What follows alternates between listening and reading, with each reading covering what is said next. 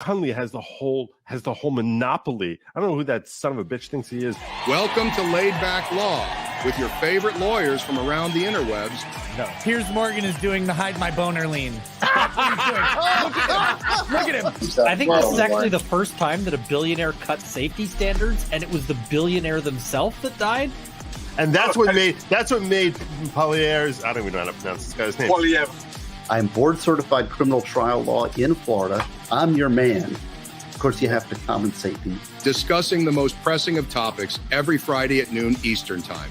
I did this way before him. I had the big brain panel before Eric Hunley even existed.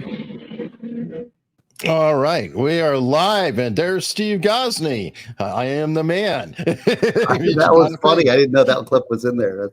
That was in relation to the what was it? The trial they're screwing up down in South Florida. What was it that they got? Oh, God, I forget which one it was, but the prosecutor was just doing terrible. And I'm like, pay me a big chunk of change and I'll bail you out. The speedy trial case. But they never came through. I actually emailed them on that case too. I said, you know what? I am willing to be bought. I'll resign from my job. I'll take off like 5 months. I'll do because somebody got speedy trialed. I think it was the rapper. And remember they had that. And then, like I said, just pay me a big chunk of change. I'll resign from this. I'll go down there. I'll do that. And then I'll come back here and do my thing. But that was funny. Yeah. How's everybody going? I've been off for quite a while. I've been out of touch. Yeah. No. Well, we're still going. The things have heated up lately. We are chock-a-block full of news. Obviously, there's this little thing going on in Atlanta right now. A trial that's happening in New Mexico right now. These are probably the big headliners, and it's of course they have to happen at the same time.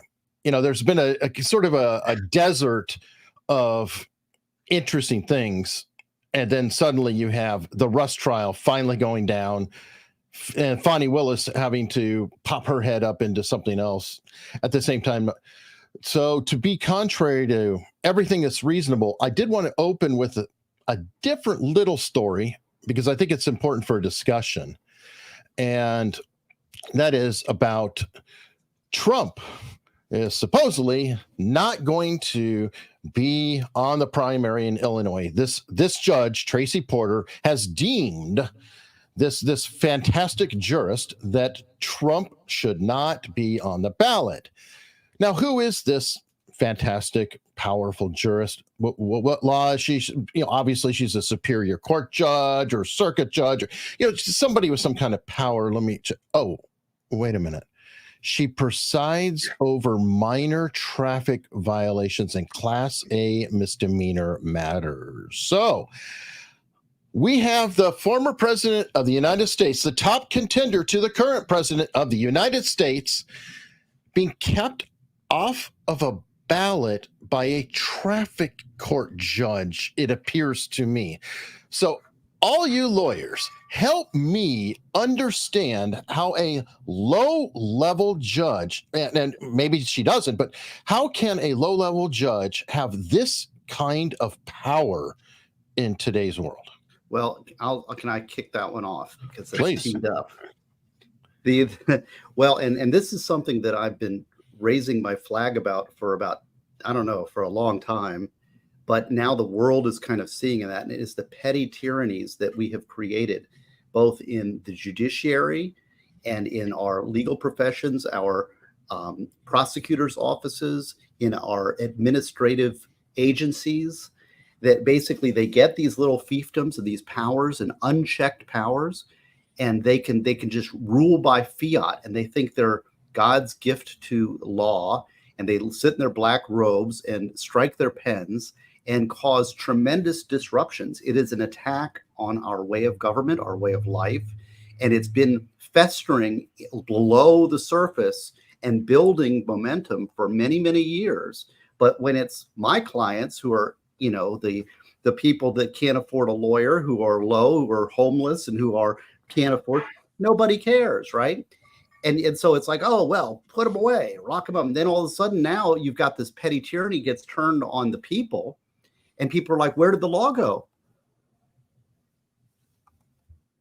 Dani, you ran for a DA. Help us out here. I mean, I'm sorry, I find it shocking. I don't think it's shocking at all. I mean, this kind of lawfare has been going on for decades. And it's not just, to Steve's point, nobody cares until it happens to the president, right? That's what I mean by it's been happening for decades.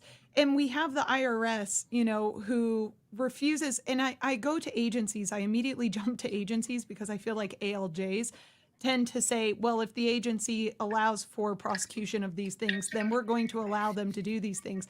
And that's where we see these cases bubbling up, where judges who have no business inserting themselves into cases do it all the time. And they'll find whatever hooks they can to do it. We see it with ALJs. We see it, no offense, Ian, with our federal district court judges. We see it happening all throughout the U.S. And so it's just now starting to trickle down. And I just wonder at what point the judiciary will recognize that they have lost so much legitimacy that they stop. I mean, at what point do you recognize, hey, wait a second, I am bleeding legitimacy and this is all I have? Yes. Under the Constitution, the president has the power of the sword, right? He's the executive force, enforcement, everything there.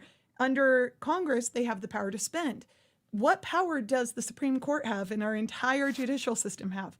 Their legitimacy, and that's it. And if they are not legitimate to the people, that's all they have to answer to. And if you have a president who's out there saying, well, the Supreme Court told me not to, but we beat the Supreme Court anyway with the student loan forgiveness, the new repay program that they just set up, that Biden just forgave like $12,000 in a weird back way of doing it, which he could have done initially. But he's sitting there priding himself in debasing the Supreme Court and saying, I know that was their decision. We're going to do what we want anyway. And when you have these lower courts attacking from the bottom up, you just have a complete attack on our entire legal system from the bottom up. And from both sides, right? Whether that comes directly through cases or through agencies. So I'm Steve, go ahead. She's right. And you named the first agency that comes to mind, which is the IRS. Where was the consequence for Lois Lerner?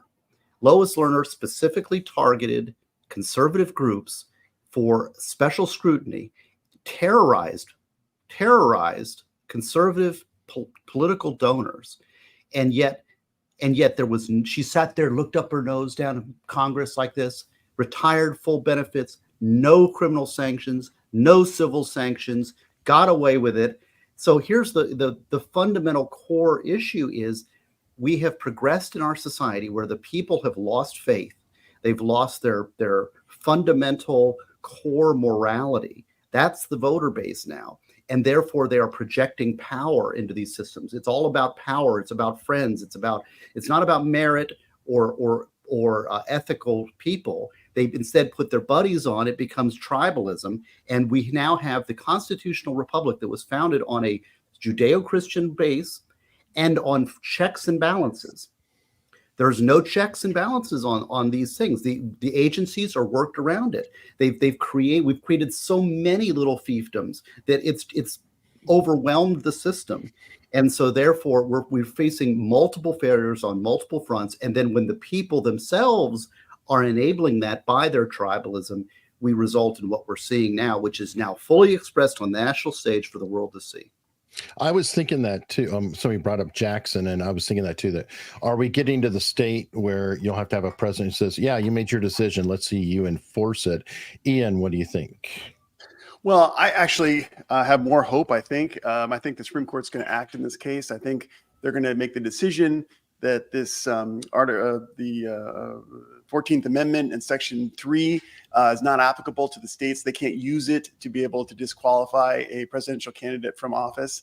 I think there's no escapable conclusion. Otherwise, we have a fundamental problem with our democracy. And so I think there will be a supremacy ruling, and it's going to go away. Now, that doesn't stop the continual attacks that Steve and Dani have talked about. I don't know if it's the people or if it's the elites. I always try to look at where does it really start? And a lot of these people who are making these decisions are all functioning on a strategy. a legal strategy to bring down our government, bring down our democracy. And so I just view it as a tool. It's just a process. I'm thankful that the Supreme Court seems to be making reasonable, thoughtful decisions, not just for now, but the long haul. And so, to be honest, I don't want to just discount this, but at the same time, I'm very hopeful that this is going to go away. What are your thoughts, Sean? I mean, you deal with criminal and tyrant judges and a mute microphone. I have an excuse. It's bike week in Maybe Daytona, Steve, and the maybe bikes we are. go to Steve first. I guess. You think Sean's busy? No, I'm ready. I'm sorry. I was muted. I'm like, where am I muted here? Okay. I think ultimately this issue is the system we had set up never anticipated this happening. So everything was working fine. This judge having this kind of authority, well, nobody ever envisioned we would just start, like, you could have any judge in your state randomly disqualify a presidential candidate. So, yes, it's the usurpation of this authority and this power, and people are finding out, wait, I can do things with this. It's like a kid who finds a gun laying on the street. Like, yeah, have you ever seen Shameless, you guys? No. Okay. Well, there's a part of the episode where the kid finds like a machine gun on the street and he like starts playing with it. It's a comedy show, but like if you gave a kid like something like that, or a kid like a kid like a flamethrower, you'd be like, oh wow, I could do all kinds of crap with this, and they're using it to set everything on fire. So I'm not surprised that this came from somebody like that, but also for this woman, she got to make her name's in the pages of history now. And she could say, I got overturned, but like, even if she gets overturned, it took the Supreme Court to stop me. I think there's a lot of vanity here. Correct me if I'm wrong. The Supreme Court has already agreed to hear the Colorado case before she made her judgment. So at this point, is that not a virtue signal? No, it is. It is. That's all this is. It's about points. And if you read her opinion, which I went through it on Wednesday night, she literally just says, I'm going to copy and paste Colorado stuff. I'm just going to change the name on the homework. It's literally what she did. And at the end, she says, good enough. Colorado said so. And she says that the only case on point, the only case in existence is Anderson v. Griswold. And, because that's the only one, I guess I have to go with it. It's very pathetic reading when you see how she reasoned it out. And I don't think that means she doesn't know what she's doing, but she had a desired outcome and she achieved that outcome based on the law. Or her interpretation. What are your thoughts, Steve? Well, my thought is the 14th Amendment, you have to read it closely, but if you do, you will find in it implied authority for judges for parking tickets, loitering, and presidential qualification. That's all contemplated by the 14th Amendment. But, we chatted about this a little bit earlier. I'm glad she did this because it shows the absurdity of this whole position, that a judge who normally handles traffic tickets will suddenly disqualify a major presidential candidate is the consequence of the nonsense reading of the 14th Amendment. And I agree with these other guys that the Supreme Court needs to and will straighten this out. Wow. Okay. Let's shift to, because we've had some more people trickle in. How many of you guys have been following we would pick either one, Fani Willis or Rust? I mean, obviously they're the big stories right now. Well, Fani. Yeah, let's start with Rust, because that's going on right now. Let's do Fani. Both are great, and I actually have Phil Holloway coming on America's Untold Stories tonight to to share how he got a hold of the texts and things like that. He was the guy who broke that. So I have a good segue though. So maybe we should do Willis, because this is a good segue, because I don't have much to say about this. I've been working, so I've been out of touch. But here's a segue on the Fani Willis case in Atlanta. Thing that came to mind, I saw that the Republicans were looking for a candidate to run against Willis as a prosecutor. Dani could move to Atlanta maybe, but so they're looking for somebody to run. And they're having trouble finding people who can actually challenge. Now, here's my problem with the Republicans. The Republicans it's all about their good old boy networks. It's about who's cool, who's in the in group. And so let's divvy up all of these choice positions to our little friends who may not be qualified, but who are our friends. And so then it alienates all the people. The Republicans are supposed to be the party of the people, right? But all those people are shunted aside. And now when they need something, they're like, hey, we need some people. We need some good candidates. And they don't have them because it's all their buddies. So the Republican insider game is also corrupt. And it's really gives and this is why the people have been betrayed by the elites, and the lack of fight in the party itself goes to an elite easy rest armchair. Instead of fighting the battles like the election integrity battles that they need to be fighting in all the hard districts, instead of going out and recruiting in these areas that Republicans should do well in, like Atlanta, the original party of Lincoln. Instead, they just, we'll take number 2, we'll take the back chair, we'll just divvy up these little jobs that we get in our little red areas. And it's just as corrupt. So because Steve, how are they going to get fundraising if they go after those issues? If you go they've after got to fight for the fundraise. cause, fight for the people, represent our values, our beliefs. That's what they're there for, but instead it becomes this elite insider game. Yeah, because that's how the money goes. That's why, because the elites are getting funded by super PAC money that's coming from elites who benefit off of non-populist ideas. So they'll come out there and they'll publicly spout these populist ideas in order to get the people behind them and to get them to go out and actually knock doors and to do the hard work for them, and to donate what little they have to the cause. And then they turn around and flip. That's why you see Mitch McConnell doing what he's doing. That's why you saw what happened with the Kerry Lake situation, which if you guys haven't checked out my video on that, you should, but I'll shut up. Well, I mean, everybody knows. I mean, Congress has abdicated their responsibility. The founding fathers never anticipated Congress just saying, okay, we won't do anything. And then we'll blame the president, and we can keep running on the failures in the system that we're not actually taking care of. I mean, it's a brilliant move if you think about it. You give all the power to the administrative department and different agencies like EPA, all the regulatory agencies and things like that. And then you just chill, and then you just complain. And then you run on it, you get your money, and you get to come back again and again and again and again. I mean, why was the House term only 2 years?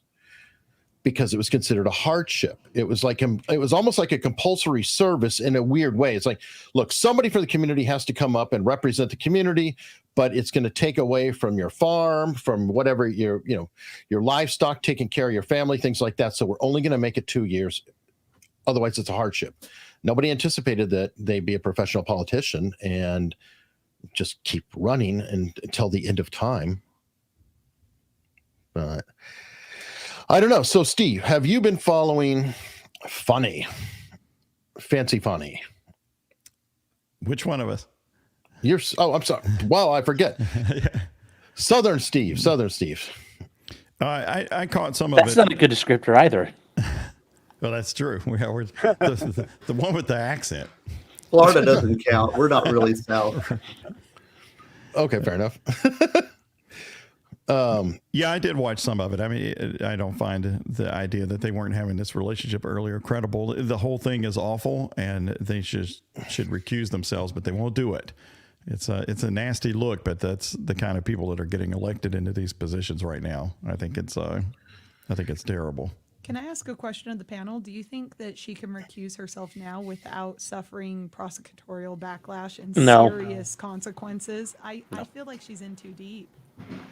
There's no way she's going to recuse herself. I mean, you saw the text from Terrence Bradley. She's super arrogant, as is her boyfriend, Nathan Wade. There's no way in the world she would quit, quote unquote. So we're going to see this go to the end. The key question, I think, though, is was there an actual financial interest tied with the prosecution of Donald Trump? And that's where we start to lose it. I've done a lot of videos on this too, and it's fun to see, oh my gosh, they went to Napa and there's some, clerk that's testifying that she paid in cash. And so therefore it verifies her story about paying in cash. But that all of it is just kind of BS. The real question is whether the judge who used to work for her for 4 years is going to make the decision that she should be disqualified. And I got to tell you, 50-50 for me. Yeah. I think that was a controversial opinion last week or whatever. There's the whole problem of, is she corrupt? Yeah. Is she a liar? Most likely. Is all these things, but technically, can she be removed from this case? So I guess now, and maybe you guys can confirm it. The way I'm seeing is that it may be possible that she could stay on the case and be prosecuted for all this stuff at the same time, but they're not necessarily related. I don't know if I'm wording that. I mean, correctly. no, yeah, she could face discipline or consequences. Yeah. But the thing is with that, perjury is like one of the hardest cases to prove. Agreed. I mean, there is a reason why it's really hard, because all you have to say is, well, I just plumb forgot, or well, I'm an idiot, I guess. Oops. And that's enough. I mean, unless you literally have her sitting there saying like in a text like they don't know what's coming, you're generally in trouble unless you can get a jury who is very unsympathetic to your person, and that generally involves a political situation. And you're probably not going to find a jury in Fulton County, Atlanta, or Fulton County, Georgia, who's going to say, Fani is, the bad man, versus the orange man. P and ends in P, and in that case, you forgot to dot your period on the end of your financial, and you get held for $500 million in penalties. That too. But that's really the reason why we have, in about half an hour or so, the arguments are so valuable, because there are a lot of inferences that came out of the evidentiary hearings, not a lot of direct evidence, in my opinion. So I really think, and that's why I got to go when it comes time, because I can't wait to see what Ashley Merchant is going to do. I think she's a spectacular arguer, maybe not the best questioner, and I questioned her tactics in some of my posts on X last week.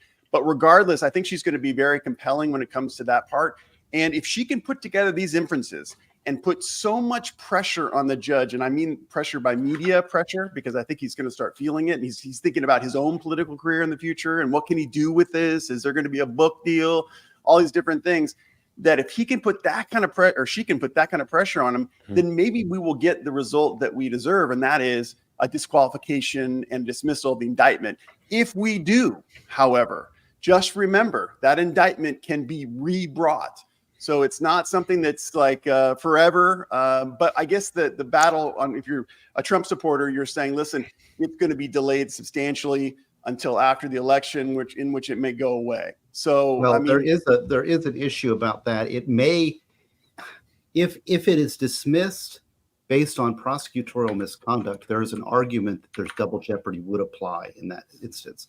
So that would at least that's not the no, but that's not the motion. The motion is for disqualification. And but you said that is there a dismissal motion also pending based on the because if she's disqualified, then you would move to dismiss based on prosecutorial misconduct. Then that could be prejudicial, because if you have an indictment dismissed based on prosecutorial misconduct, then that could leverage itself into a double jeopardy claim. But we're all talking and stretching it out to the point of years and years. There's no motion before the court as far as prosecutorial misconduct. It's all disqualification, which requires an actual conflict of interest. So, and the dismissal will be based upon a finding of actual conflict of interest. Now, in this case, though, from what I understand, the disqualification would mean that in order to bring the charges, it'd have to go elsewhere, because the office itself, if she's thrown off of it, the office itself is no longer able to bring the charge. It has to be another office, because she's forfeit she represents that office. The issue, though, is the successor prosecutor will just take over the old prosecution. So it's not the indictment or the information, I'm not sure how they work it in Georgia, would survive the dismissal of the prosecutor. They just sub the person doing the thing. So that's why I'm saying to get real traction would be to seek a dismissal based on the prosecution of the indictment. Well, who's doing the prosecuting is just changing the chairs around. And I will say the one thing, I do agree with Ian that, there's been a lot there, but, Fani and Wade were slippery enough and sketchy enough that, yeah, it looks bad, but they did enough that they can cover their tracks. There's enough plausibility here that, there's enough they could reasonably wriggle out of this. Well, That's right, Sean. I mean, Ian's point is the critical point, which is this isn't about the sleazy relationship, which they should get off because of that. It is about the money and the interest in the case, and that's a different thing. I mean, I think it's there, and I think her story of, well, I paid everybody back in cash. I'm like, well, yeah, I'm sure that's convenient how that works out for you. But yes, I think that they have enough plausible deniability. Now, is the judge, and this judge, he's experienced, he's been a prosecutor before, is he going to see through this and say, oh, this is all bull crap? I think is the issue. I wouldn't want to be in this judge's position, honestly. I think he's in a lose-lose scenario because, I mean, either way you look at it, especially talking offline with Phil's like, oh, I know Ashley Merchant. We all know each other. We know, blah, blah, blah. And it's like, oh boy. But wouldn't it be great then if we had meritocracy judges who actually followed the law rather than playing tribal warfare games through our judiciary? But you got to get some context. It's local. I mean, we see it in kind of a national level. We don't really know the relationships, but just think what it took to get there, to be the judge, to be Fani Willis. I mean, how many promises were made? How much money is owed? It's way bigger than this. So when he's making his decision, I bet in his head, and he's never going to admit this, the judge, but he's thinking, I mean, what's the most politically expedient way I can resolve this thing? Because I would like to continue on in my fame. And he knows all these guys. All these attorneys all know each other. This is basically all of the, basically like headhunters in the Atlanta, Georgia area, all in that courtroom. Like these guys are all familiar with each other. Ashley Merchant actually campaigned for Nathan Wade to be judge. So yes, this is all integrated. Remember Terrence Bradley in his text, Ashley, I think you're the best lawyer here. I mean, it's all entwined. And then Terrence goes on the stand and then is very evasive. So there's grudges, there's all sorts of things. So it's gonna be so great to watch. It's a soap opera. Literally. True. I mean, you could think of this trial as like a cast on a show, right? I mean, all these characters, they know each other, they interact. I mean, it's, I don't know, it seems crazy. So I guess we'll see what happens there. I genuinely have no idea what's going to go down, but let's switch to Rust for a bit. Rust is one of the craziest cases out there. I've covered it so extensively that first thing I want to talk about that's interesting, and you guys can confirm if you see this that often. Jason Bowles is both the best lawyer and the worst lawyer you'll ever see. And the same person. So note to everybody in the future, if you're going to be questioned by the police, do not bring Jason Bowles with you to represent you, because I forgot the lawyer's name, but it was Ollie North's lawyer in front of Congress. And they said, why do you keep whispering in your client's ear? And he said, what am I, a potted plant? Well, Jason Bowles is a potted plant when it comes to a police interrogation. Brendan Sullivan was his attorney. Sullivan. Yeah. Thank you. So now in the courtroom though, all of a sudden a magic elixir comes down and Jason Bowles is a devastating attorney on cross. Would you guys agree? I love watching him so much, and he giveth and he taketh away. There are so many times where I'm like, dude, why have you not hammered on him harder? And the worst part is that none of that is public, so we don't know what's going on. Every single objection now has to go to the bench because the freaking prosecutor can't keep her crazy cat lady mouth shut and can't behave appropriately. But he's enticing it. He's turning around and being like, oh, you said that. I just want them to know the truth. So they're playing games back and forth, acting like children. So now we don't even know why he's ending his crosses early, why he's getting shut down on these objections, what the objections are. I would be really interested to know, because that helps us determine, what the appealability is and whether or not those were really valid in the first place. But I think his performance is so hot and cold. I love watching him though. When he is on fire, he is on fire. I'm like, every single question I have as a potential juror, as an attorney, he's asking them. He's like, oh, so you said this. What about this then? You said this. What about this then? I wish he would push back more against the prosecutor when she interrupts his cross-examinations, because he 100% 100% has the right to ask the questions he's asking in the way he's asking them. And her objections that I have heard have not been valid. And she's objecting to him. She's not objecting to the judge. And saying, they're hey, wait, getting Your very Honor. combative. Oh, it's personal. They hate each other's guts. And if you look at earlier filings or even the hearing that was the week before, there was a little back and forth, like, Mom, he said, she said. I know there's. Yeah. But yes, Carrie Morrissey loves to snipe. But should a DA act like that? I mean, civil litigation is one thing. You're fighting she's with not each a other with DA. a DA. She's a special prosecutor, so she's a defense attorney typically. Right. So Yeah, I think she should still be handling herself, but I think it's hard for her not to be thinking like a defense attorney right now. Okay. And, Very good insight there. That makes sense. That's interesting because this is something, again, prosecutor, a good prosecutor, should enforce the law by following the law, no matter what kind of crazy behavior is coming over from the defense side. They've got to be rise above it and say, I'm going to follow the law, behave kindly. That let the defense attorney jump up and down and advocate for their client. They are an advocate for the law, and that means following the law. So this personal interaction drags the prosecutor down, not the defense attorney, and it's they're failing in their duty as an enforcer of the law when they do that. I think this is such a fun case, though, for a hypothetical. Could you imagine this being a hypothetical on the bar exam? And in this particular hypothetical, not treating it as a civil case, which it very much is, I don't think it has any business being in a criminal case, personally. If there is any criminal case, I think it's against Alec Baldwin and the freaking production company, which where are they? They all show up. Okay, can you guys explain to me the logic that the state has in bringing in the parade of prosecutors?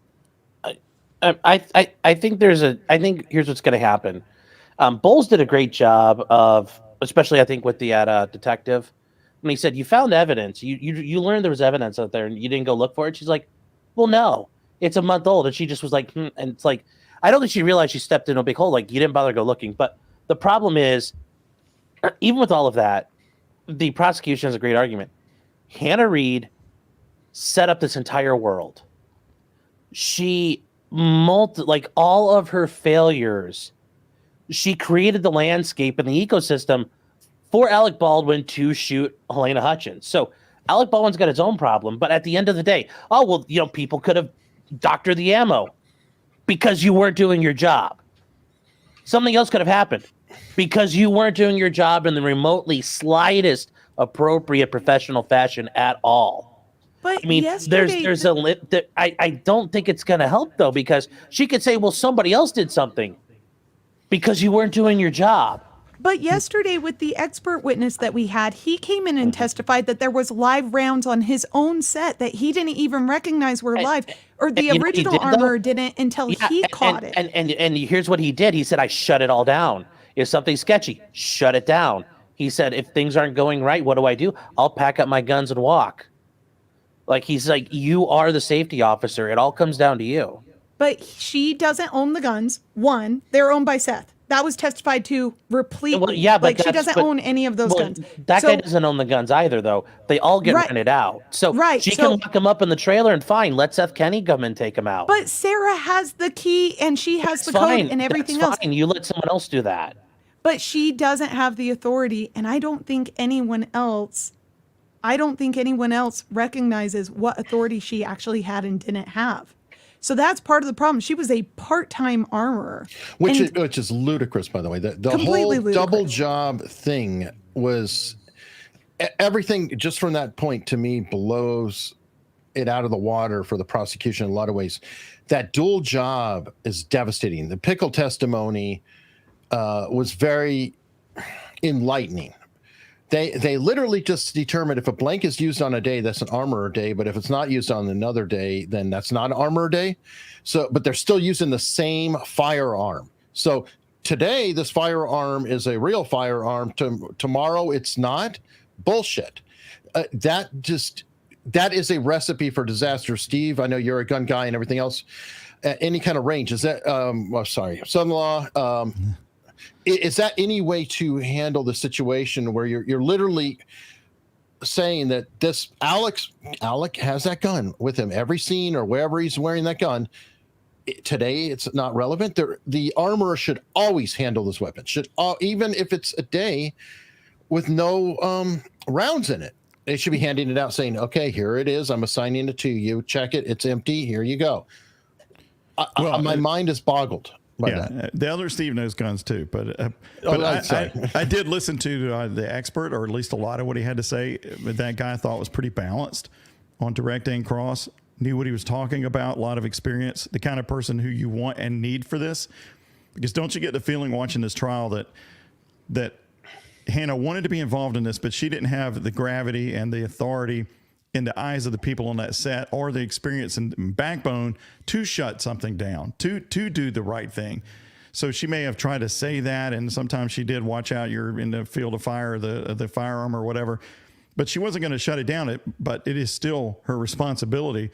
But I see a lot of the problems here with Baldwin being such the center of gravity of all this, and he's yelling about get more guns loaded and all that. Now, like you said, he's got his own problems. The question is, to me, is will the jury think, well, this young woman was put in over her head deliberately by these other people and wasn't given the opportunity to succeed? She did the best she could, or it doesn't matter. She took the job. She understood the scope of it.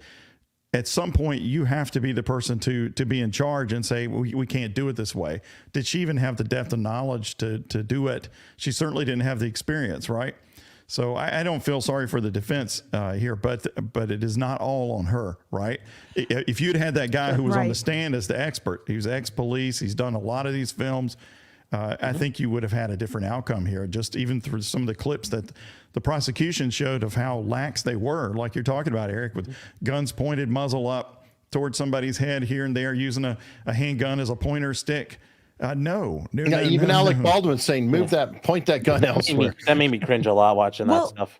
Yeah, no, she was definitely negligent, but I think that the problem that the jury is going to have is that there isn't a clear standard to hold her to. That's, I think, one of the issues. And I think that's what they got out of the expert testimony yesterday. There is no 100% clear standard. Where she was negligent, did that cause and directly result in the death of Helena Hutchins? And then third, aren't there intervening causes here? It's clear that the producers hired her specifically because she was inexperienced, because they knew she wouldn't speak up to an A-list actor. And even the expert yesterday said, I've never had to speak up to an A-list actor. Have I had to put production on hold? Yes. But have I ever had, an A-list actor who's also a co-producer screaming and yelling in my ear, going faster, faster, faster? No. Would I have put a hold on it? Yeah, I would like to think that I would. Right. And I think that's a fair assessment. But was it reasonable for her to behave the way that she did is the question that the jury's going to have to come to. I don't have any love lost for Hannah. Okay. Like she's messed up. And if you messed up, you're in trouble. It is what it is. But I do think that the people who need to be held accountable in this case are the producers 100%.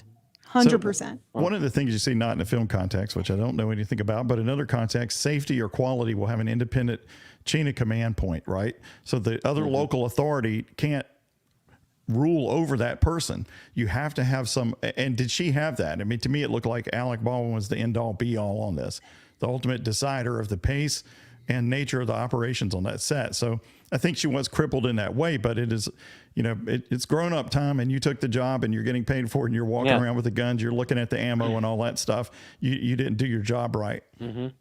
And I mean, there were some really interesting parts of this that came out, like that she had a bullet puller and that she was playing around with this ammunition. Like, why was she taking it apart? What was she messing with?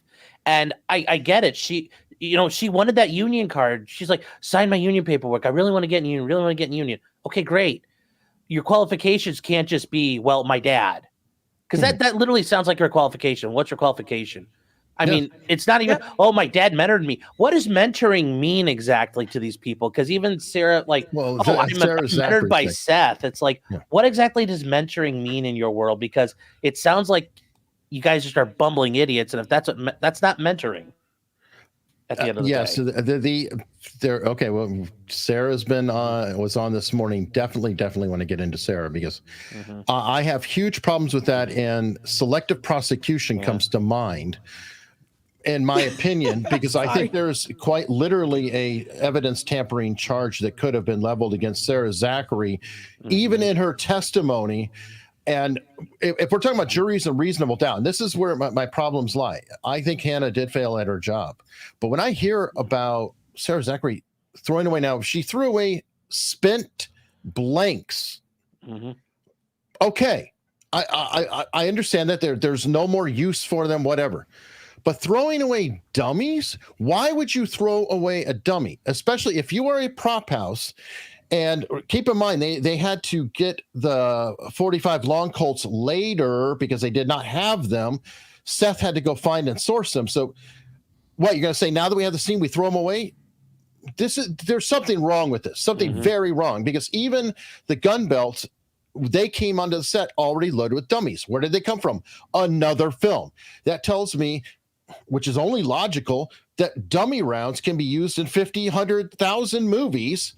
And that's an investment. Why are you going to throw away the investment? It looks horribly sus.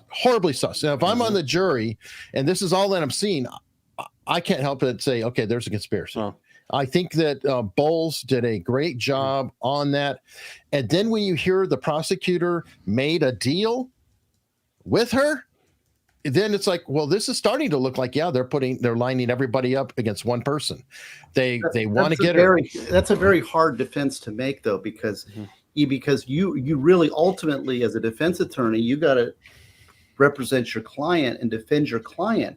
And so the jury is being asked whether or not that person goes away or not the world. And so, how do you exactly do that as a defense attorney and say, well, everybody else is, well, that's for another trial. The prosecutor's just going to say, today, your job is to find this person guilty and let the other jury handle the other stuff. I get it. Selective prosecution is a major problem in our country right now, but it's very hard from a defense standpoint to defend on that ground. But my point is, I think he's doing a good job of showing a behavior that looks extremely bad, and the deal was acknowledged. So we know for a fact that Sarah Zachary was going to be charged, maybe. She made a deal, and that deal was that testimony. And if she did this action that is so suspect and she made a deal, then it's like, oh, wait a minute here. I think, again, I'm the non-lawyer. And so I am literally speaking as somebody on the jury, and I'm going, how can I convict the one when they did the deal with somebody who actually is disposing of this evidence and then doesn't mention it until a month later? No, this really bothers me. I mean, it bothers me a lot, especially since we've never answered how the damn rounds got on set. Her actions imply to me the possibility of, were those live rounds that she threw away and not dummies? Who knows? We don't have them. Well, what we do know from the testimony is that that multiple witnesses have testified that these rounds came from prior sets, were supplied by Seth, and now in those prior sets, there were live rounds that were being fired, that they were training the actors with live rounds. That's a different, there's two things there, actually. You're talking about explain the difference to me, because if I'm getting yeah. confused, I wonder if the jury is too. Right, no, then that's fair. And I know Seth, I've talked to him for hours and hours. But anyway, I've been open. He's a source. Oh, okay, interesting. But I'm going to say I have criticisms for Seth. Don't worry. Okay. The picture of his shot, training. That was oof. Yeah, on that day too. That was right when they finished the film and dumped it in. It wasn't like that today. They had just finished the Bruce Willis's last movie, and had brought all the equipment in and thrown it down, apparently, to sort things out. But I don't know.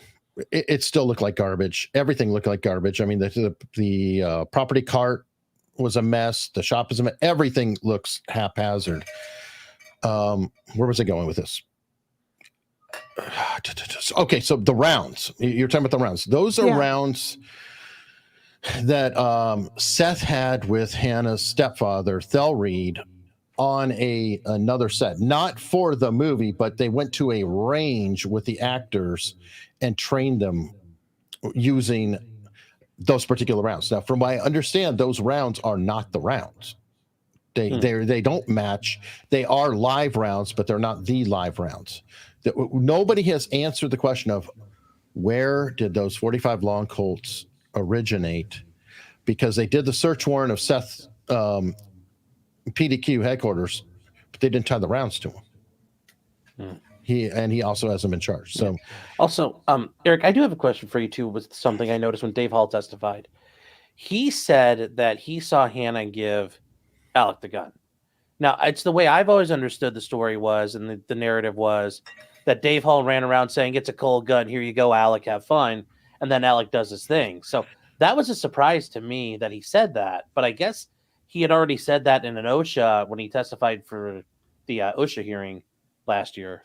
That's always been confusing, and we were actually talking about it before the show. And the reason is, if you watch the original interrogation of Alec Baldwin with the police, they asked Alec specifically, "Who handed you the gun?" And he said, "Hannah. Always Hannah."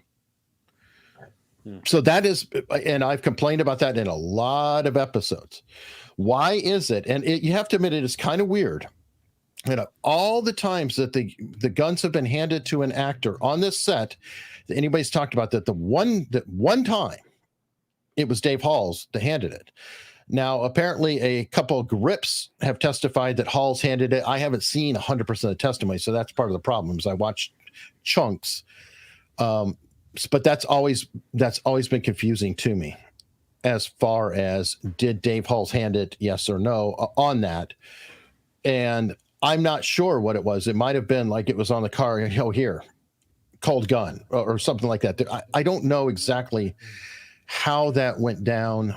And this story, and Dave Halls in his testimony, though, made me feel a little suspect when he said it was months later that Alec Baldwin changed his testimony. But in fact, I remember it within the first days. Like it was like within a day or two, maybe even a week, that Alec Baldwin said it was Dave Halls that handed it to him, or it was at least being reported as such. So there's a lot of confusion there for sure.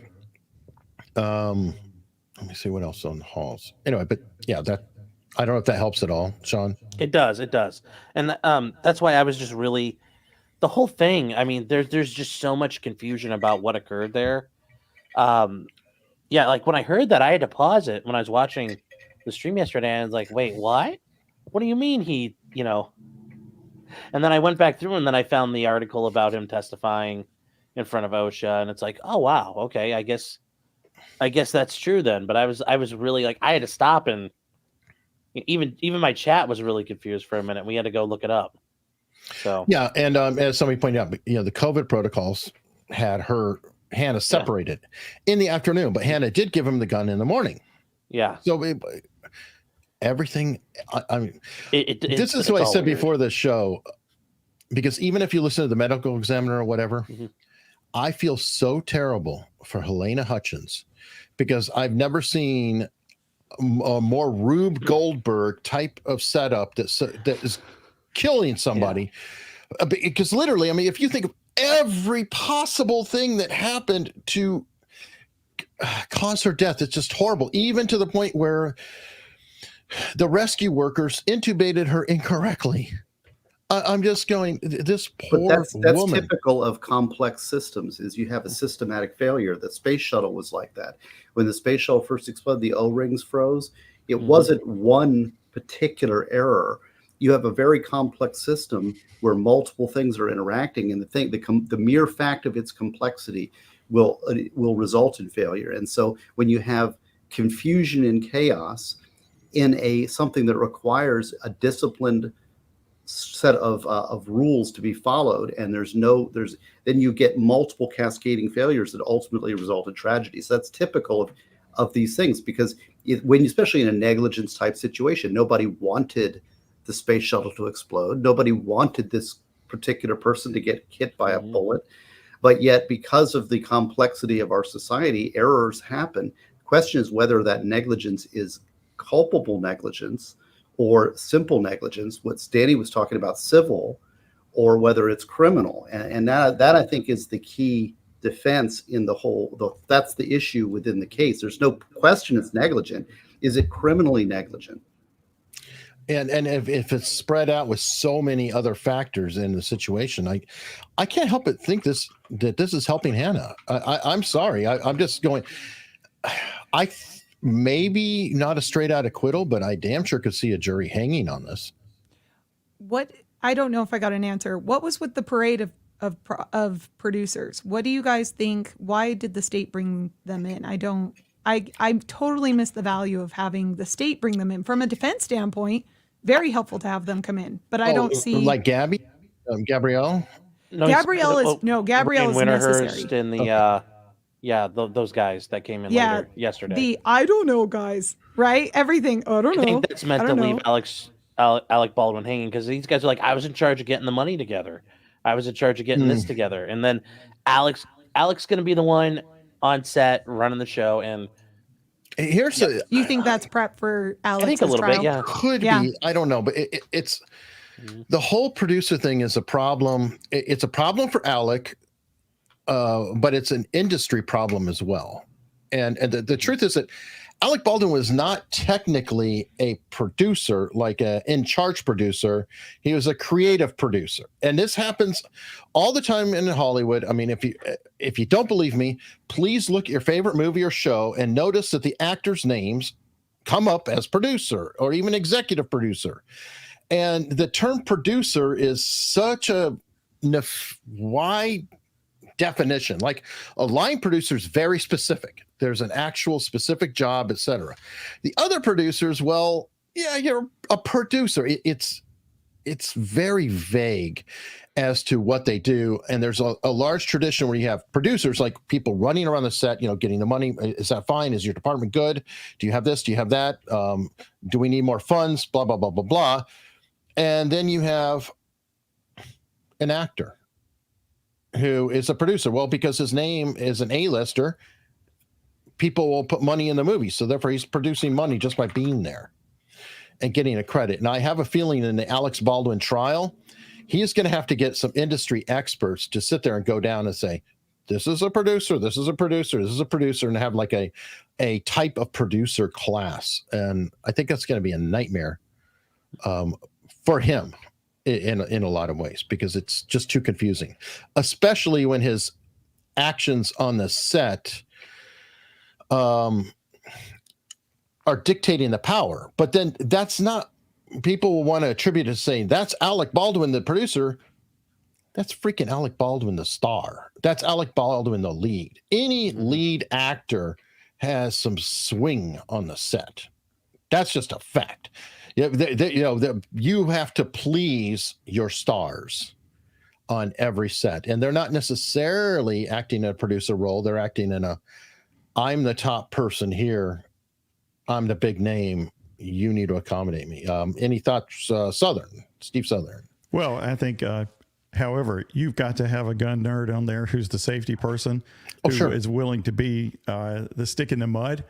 And whether they aggravate the star or the star aggravates them, the only outcome that isn't acceptable is that person violates their protocol for safety. You just can't have that. And that, I think the prosecution has shown that there were no solid protocols going on for these firearms, right? Nobody cared where they were pointed, how they were exchanged, muzzles pointing all over the place. You have the reality that there was live ammo mixed in there. I know some people have talked about in the chat. So obviously a live round, that's really bad, right?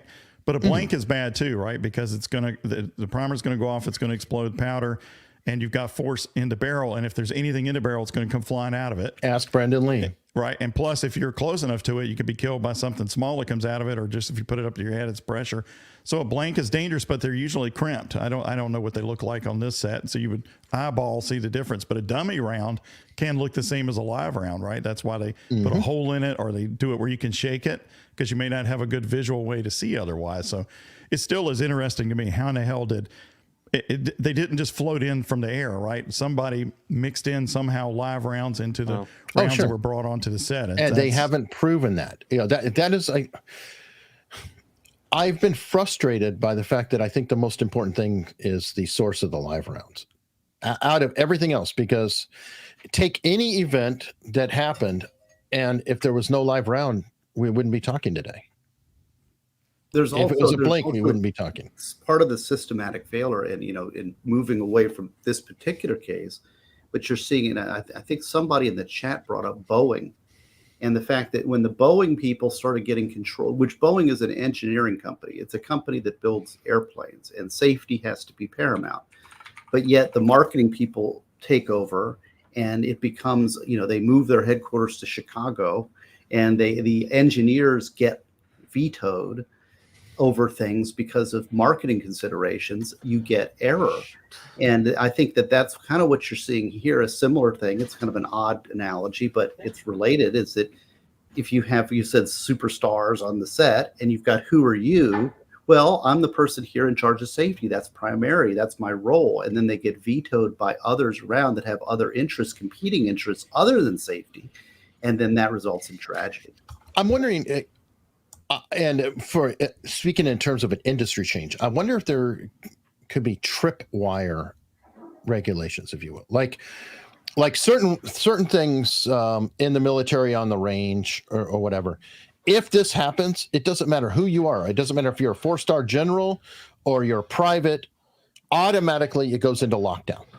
But somebody even said, like in the Challenger, in the chat again, the Challenger disaster, the guy that raises the whistleblower gets destroyed. Our society does not tolerate criticisms or challenges to the leadership. We really need a healthy society and a healthy system needs to systemize and incorporate criticism, healthy dialogue, and in our system. But now we are instead punishing and creating retribution against people who would dare stand up against the system. And it's same thing with speech. That's why free speech is so important, because you need to have a system that's healthy with dynamics. And when we exclude that, you get a monolithic way of thinking. It results in error and lack of error correction also. Well, yeah, no, I agree with you. But what do you think about having, if you will, some mechanism in place where they have to shut things down? Like, it doesn't matter if this occurs, even though nobody wants to do it, everybody thinks it's all bullshit or whatever, they still have to shut it down, because if it ever gets reported that they didn't shut it down, then they're all hung or they're all fined immediately.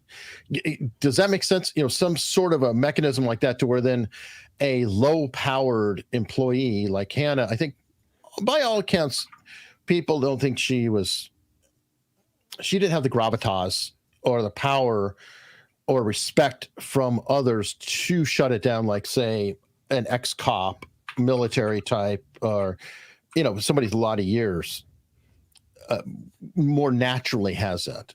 Well, Rose in our chat just said something brilliant, and it goes on the point too, and that is, look at comedy. We're getting comedians that are getting banned, and so you think about how far down the chain, how should the food scale that the attacks are coming on our comedians. Sorry about the bike. It's Bike Week, Daytona, if you hear. How far does it have to go before that becomes the priority? I mean, that's like those to me, it's not even the canary in the coal mine. That's like the mine is flooded, everybody's dead, and now they're coming out and shooting the supervisors, right? I mean, the fact that the comedians are getting shut down shows you how far away we are from actually allowing dissent, allowing criticism, allowing healthy, systematic. You see that in our corporations, for example, with Disney. Where's the error correction in Disney? Where's the accountability for strings and strings of bad movies and bad decisions? Corporate boardrooms, who cares? I just please my other buddy friends, and all the profits the stockholders can go to hell. You know what though? I actually think that's turning finally. I do see good signs that we're past peak woke, I think, at the moment, because we're starting to see the backlash, and we're starting to see things happen that I think are encouraging, like Shane Willis appearing on Saturday Night Live. Gillis, yeah. Is it Gillis? I'm sorry. And doing a bunch of Down syndrome jokes and things like that. And if anybody's been following for a while, Down syndrome is a very interesting choice, because Norm Macdonald used Down syndrome because, and now we're back on YouTube, he couldn't use the R word. So he said Down syndrome, to avoid using the R word. I hate to cut it, but I got to get going. I'm about to start the Fani hearing, so I'm going to head out. I'm Thanks sorry. for coming by, man. Danny does too, I think. Hey, good to see you guys. Good to see you, Anyways, Sean and Danny. Thanks for having me on, Eric, and I'll see you guys around. Sorry to All cut right. it short. Oh, no problem. No problem. Yeah, I'm sorry I have to go as well. I asked my my subscribers and followers if they would be interested in Rust or Fani, and so far Fani is winning. So I've got to go cover that. But hey, thank you so much for having me. Rust in peace. Oh, Yeah. Thanks. ba-da-bum. Well, cool. I mean, this is fine. I mean, there's other stories to pick up on. I believe Steve. Well, the big. Can I bring up a story? I'll bring up a story. Steve Okay. Gosney will bring up a story. The huge story is this shows you how in over our heads we are in media distraction. One of the hugest stories I've seen. The story is a bombshell.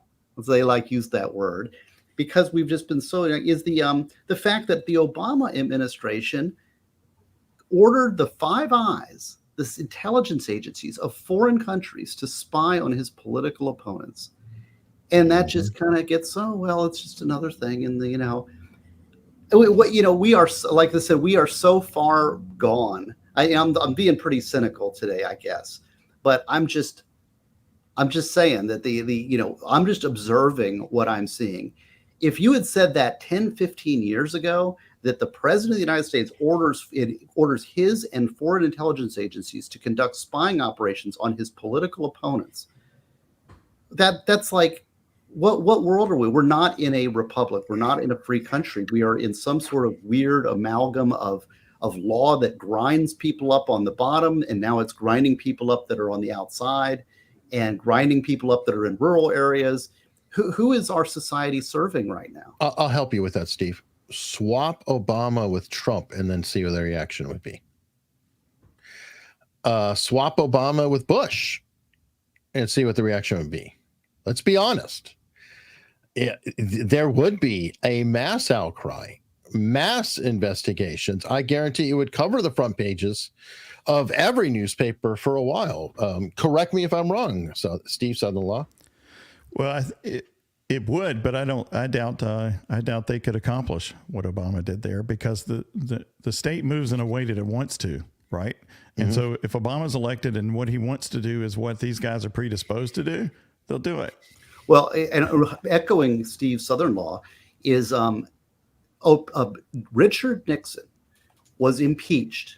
I think there were 3 articles. One of those articles was endeavoring to use the IRS to screw his enemies, right? He wasn't impeached, if I recall. He was going to be impeached. He was but one of the articles that was floated was that he endeavored to. So, and the thing is that there's no way that agency would do it, because he was frustrated by that, because he couldn't do it because the agency was loaded with Democrats, his opposition party, right? We actually had that happen. Like we went back to the IRS Lotus Lerner scandal. Nobody's impeached. Nobody's accounted. Nobody's crowned. No accountability. Nothing. So now there's no guardrails. There's no checks and balances on our system. We have created these centers of power.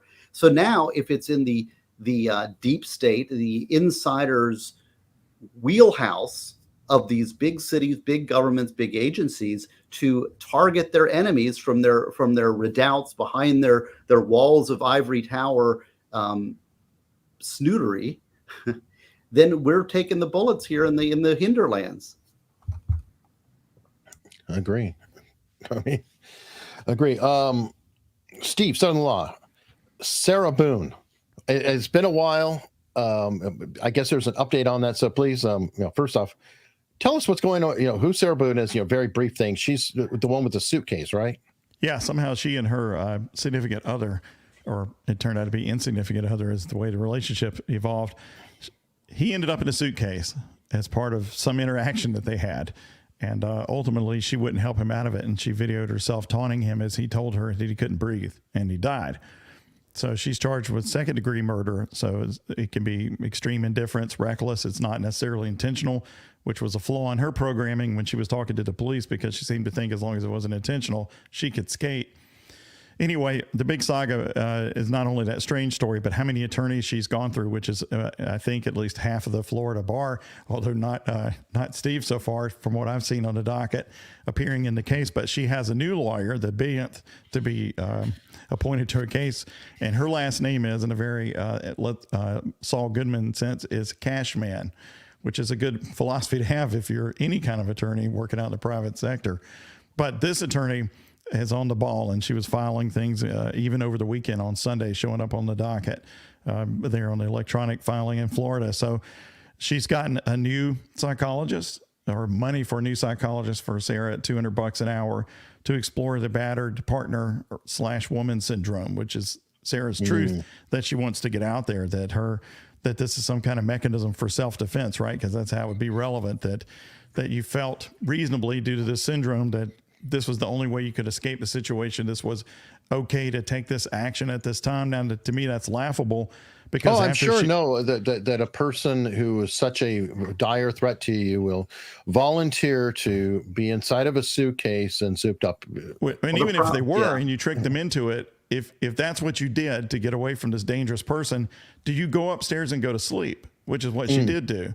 Because if he does make his way out and he's so dangerous, he's going to be even more angry, right? So, So I don't buy it, but she finally has a little bit more money because they've paid money for this type of thing before. And maybe this case, with this attorney working around the clock on this case, will actually get to trial in the next few months. Well, the problem with the man in the suitcase is that they're basically paying money for nothing.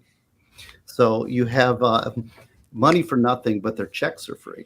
So the thing is that Man in a Suitcase is a good police song too. I don't know if you see that reference. The problem is that I don't know why, at what point does the Florida taxpayer get relieved of this ridiculous person? I mean, as somebody, I've represented people that don't have defenses, and you have to do that. As our job, sometimes we have that. There's ways to do that. But when you have, in addition to that, a difficult client, I don't have to lie. And I do not lie for my clients. I mean, that's the line. So I'm not going to lie for you. If that creates conflict, too bad. You're just going to have to live with it or fire me, which is what's going on. And at some point, the court has to just put its foot down. Now, I know the judges over there, and they're handling it, and they're actually handling it, I think, pretty well, pretty fairly, pretty calmly. But it's not going to end until the judge actually steps in and lays some law down and says, okay, we're going to try this case. You're either going to play or try, because she's going to keep fiddling and fiddling and fiddling. That's just the nature of who she is. Well, I think her prior attorney, the one who dropped out before Cashman, had a motion pending for this for somebody at $400 an hour, and it didn't get decided before he withdrew. Then she managed to get a new judge, a new lawyer. So I've kind of figured, this judge will give her $3,000 to close this issue out, right?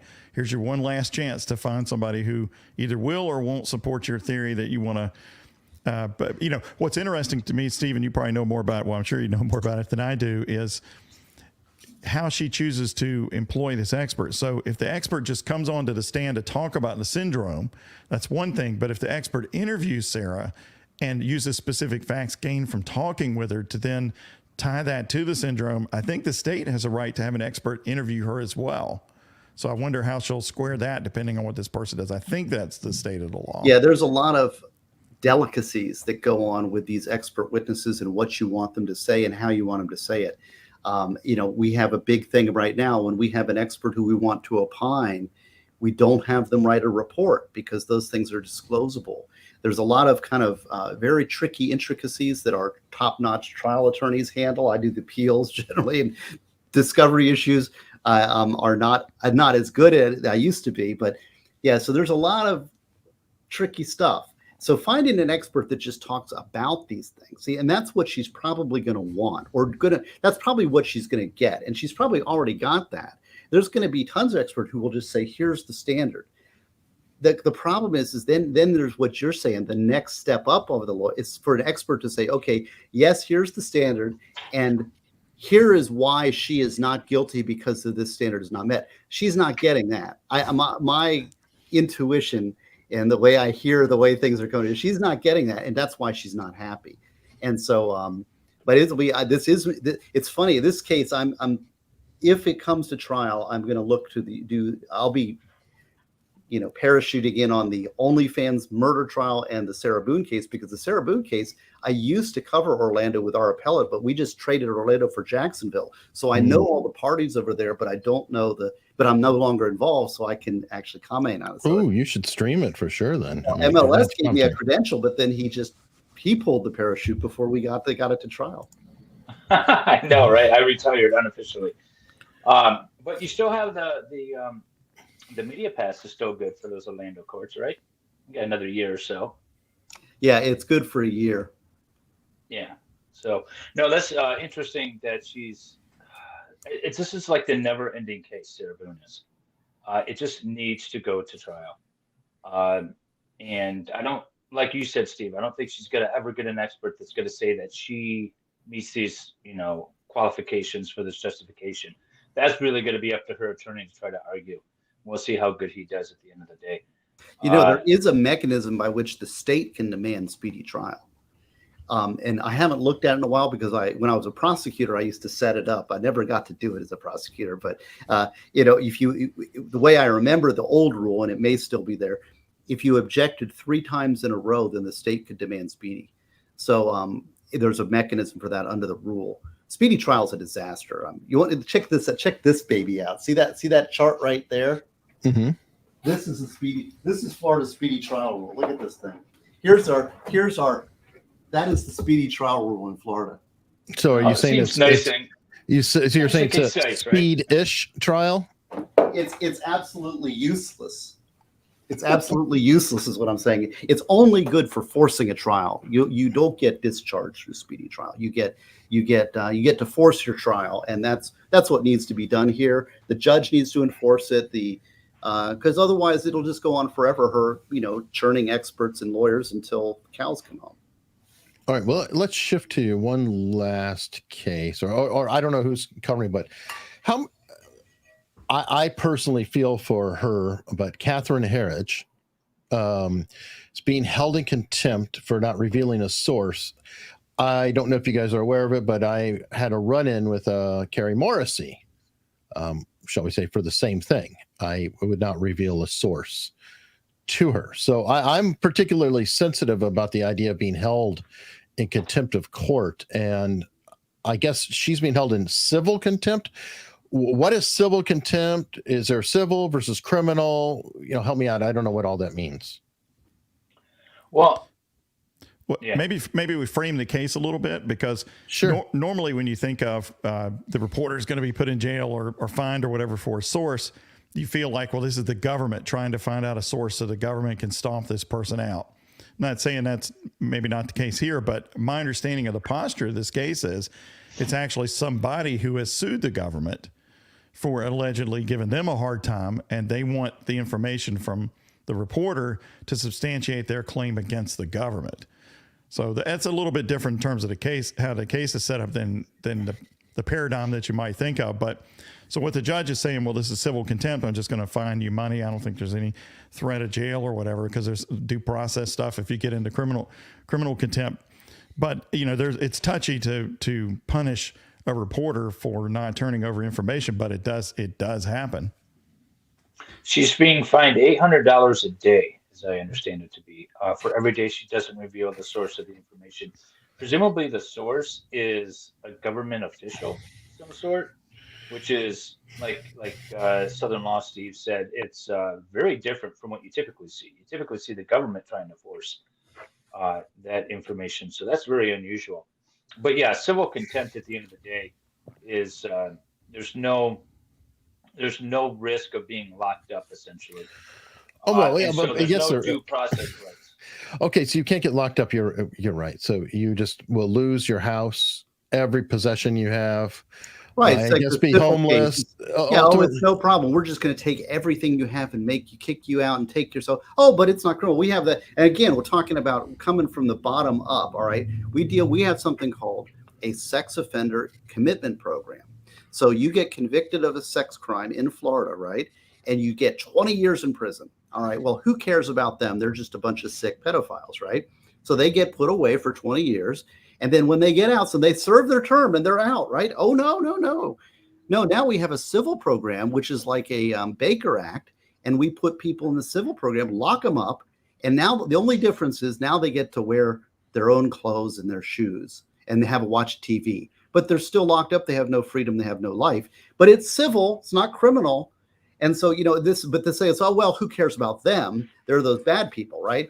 Well, now this civil system, oh, well, that worked over there. Now let's confiscate the money from the drug dealers in their cars as they go on. We'll have civil forfeiture. Oh. Well, but they're drug dealers. Who cares about them?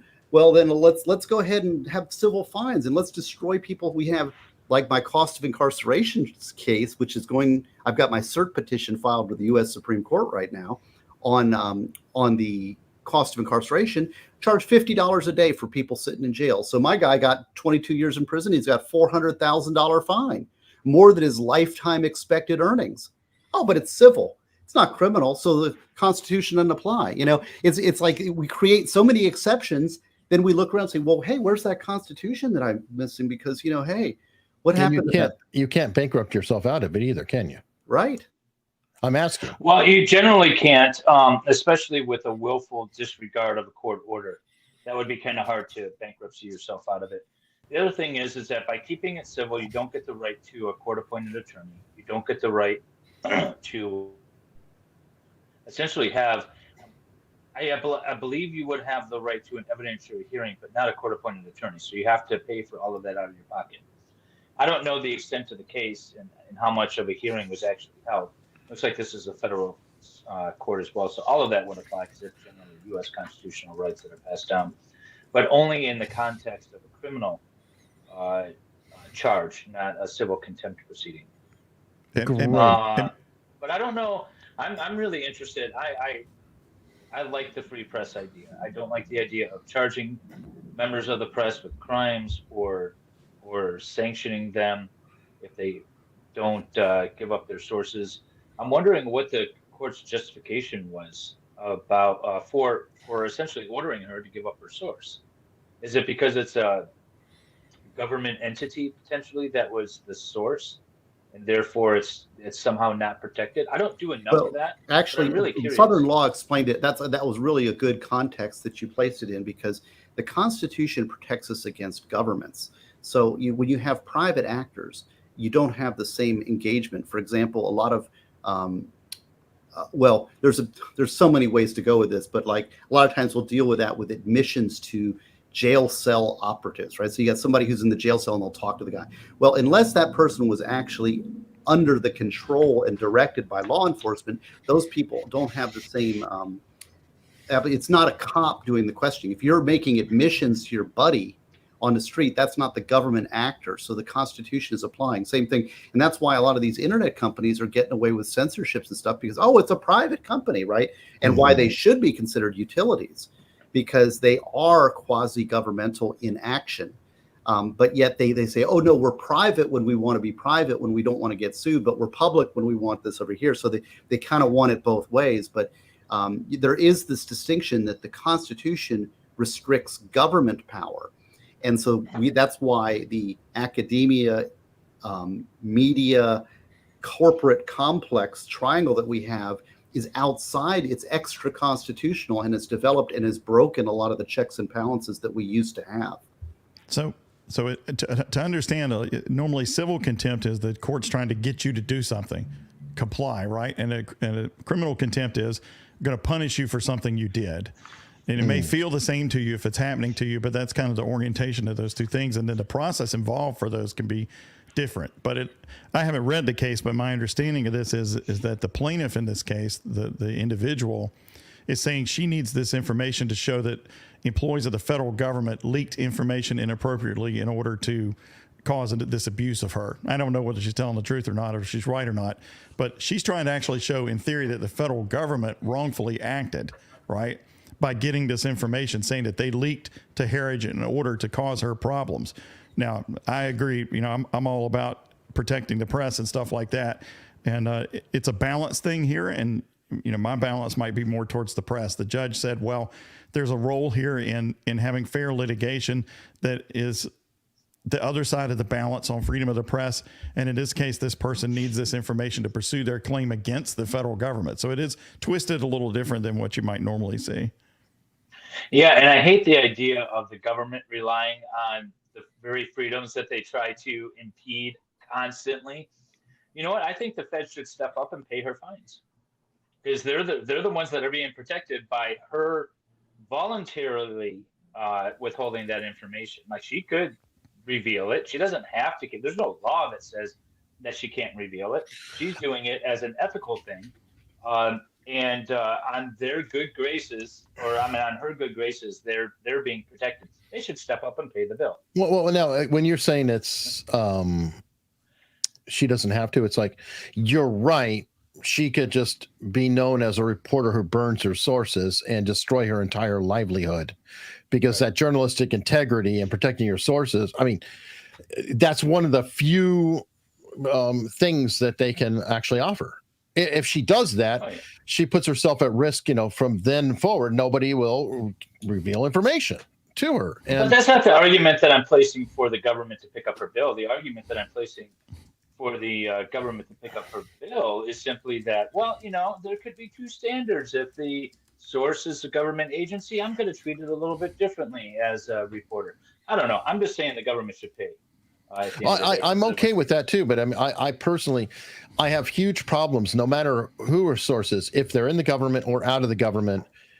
It's like, you can't have it both ways. Do we have freedom of the press, or don't we have freedom of the press? Do we have the ability to protect a source, or don't we have it? It doesn't. That's a conservative view of things, and that is a stand. That's why the diminution of rules, the attack on the rule of law, is so bad, because what we end up doing is watering everything down to the lowest common denominator, because the conservatives base their worldview on a certain standard and a rules, and that standard should be applied equally. But what's happening is that we have different rules depending on context and political tribe. Therefore, those rules go away. But the people that are obeying the rules are going to look at that and say that's a sucker's game, and they're going to abandon the rules also. That's why this is so dangerous for our country. Yeah, well, and like I said, I have my own personal feelings on, because I was under threat from somebody, and I don't even know what happened with it, honestly, because supposedly a search warrant was going to be levied against me, and I don't even know. The search warrant may have occurred. And I would have no idea. I kind of want to read the judge's opinion and figure out how he got to that part where he's going to hold her in contempt and order her to essentially produce the source. And does she have any recourse? Can she appeal that? Oh, I would imagine so. Absolutely, she'd be able to go to the Court of Appeals with that. What district is this? I'm not even sure which district it is. Yeah. I mean, that's going to be telling as to which way they side. Would it be interesting if you go into, like, say it was like Southern New York, right? And you go to the Court of Appeals and be like, protect the government. And then they say no. It's interesting. I'm trying to figure out what this whole case is about. This person was this lady was accused of being like a front for the Chinese government and spying on behalf of the Chinese government. And some of the reporting that came out to support that, she's saying, was federal employees leaking out information to make her look this way when she wasn't, is what she's trying to say, which ruined her business and did all these other things. So that's the twisted part of this case, is that normally the government's the heavy hand trying to get information from the reporter, whereas here it's the government trying to hide behind the reporter on an individual's suit against the government. Now, in either case, of course, my bias is always towards the press and protecting sources. But the point is, that's not something that's just entirely absolute, right? So the judge, I know in the opinion, said, well, I have to balance these things, the interest of this versus the interest of that, which is how it goes in these sorts of decisions. And she's not the first one to face this situation. She won't be the last. But it is, when it does happen, the good part about it is seeing somebody like her who's willing to try and stand up for actual principles and ethics, right?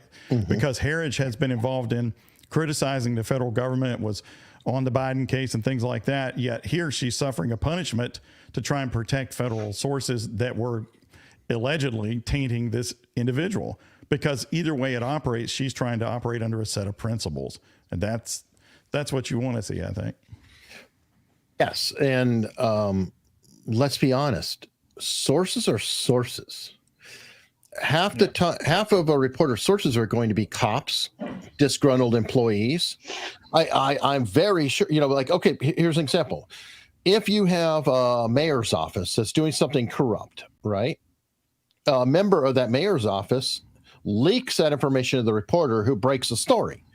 Well, isn't that the same thing? We've got a member of the government who is leaking a story. So it is somebody representational, but I guess the only difference is that would be against the government itself versus against the citizen. But I'm just saying a source is a source is a source.